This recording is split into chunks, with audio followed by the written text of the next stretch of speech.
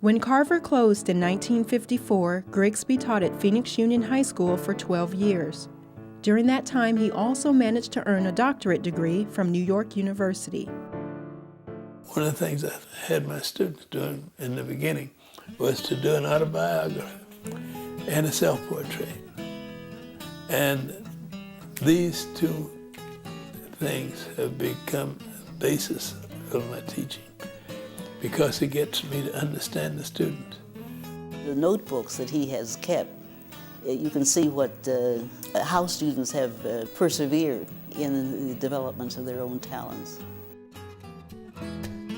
The only reason that I am who I am as an educator, as an artist, and as an advocate for the arts and for the young people is because he instilled this on me. I'd have them to fill out a work plan of what they plan to do for the week, why they plan to do it, and how they plan to do it, and what they needed in terms of tools and materials to complete what they were doing. And then each day they were to write down what they had done to accomplish what they said they were going to do.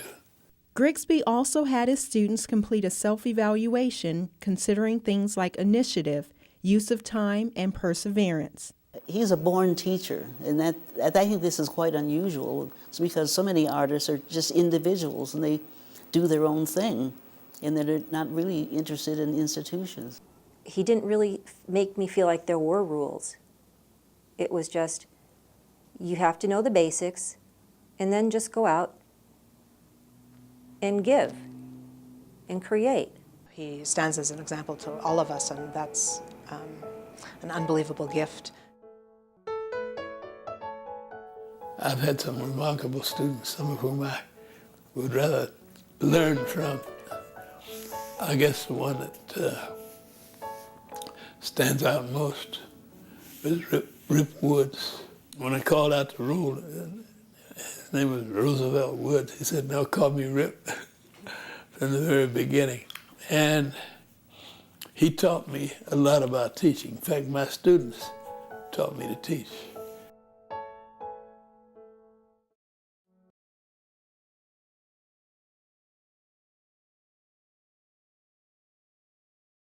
I noticed there were very few blacks included in any texts, if any were included. When I was nominated for the vice presidency of Pacific Arts Association, my job was to give a presentation in Denver. My speech was titled, "Paint the Invisible Artist Black, Red, Yellow," and then talked about the various artists whom I might have labeled under these colors. And then the book came out of that, really. The book was titled Art and Ethnics, Background for Teaching Youth in a Pluralistic Society. This was the first publication written by an African American to be widely used in art classrooms. Dr. Grigsby put together a whole host of ideas of what different ethnic groups, what different cultures, what different religions offer in their symbolism, in their imagery, how that can be incorporated into the classroom, into teaching, so that we're not just teaching one way of doing things. It's a multicultural approach. And he was this global thinker long before everybody jumped on the global thinking bandwagon. And this was published in 1977.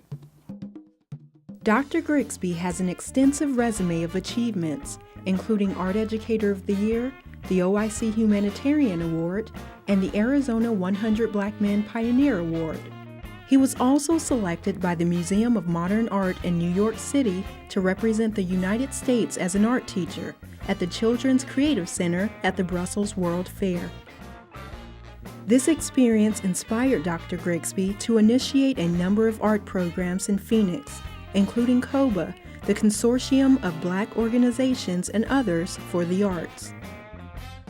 He is really an individual who we strive to have in the forefront when we're working particularly with young folks. as well as with individuals who need to know the contributions of African Americans and African and their art to not just the United States, but to the world.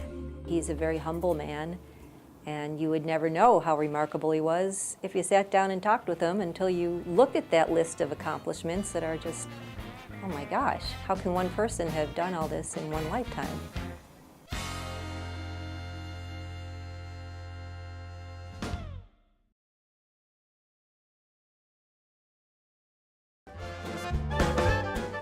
Dr. Grigsby recently celebrated his 90th birthday in New Orleans, where the Stella Jones Art Gallery honored him by displaying his art. When I found out that Dr. Grigsby had not really had a major solo exhibition, it became my mission to make sure he did. Each time works are shown, it gives you a feeling of satisfaction, of accomplishment. His work has graced galleries across the world. Dr. Eugene Grigsby continues to be recognized as an icon in art and education. We were very proud of him, and words can't express it. It really means a lot to me to come to see him being honored. I think that one of the things that I've learned is how many people count him as their best, their closest, their most important friend and mentor. I think what it is a life well lived. It is extremely difficult to live life well. I did good in terms of students, and that I feel has been my major accomplishment as an art educator, more so than as an artist.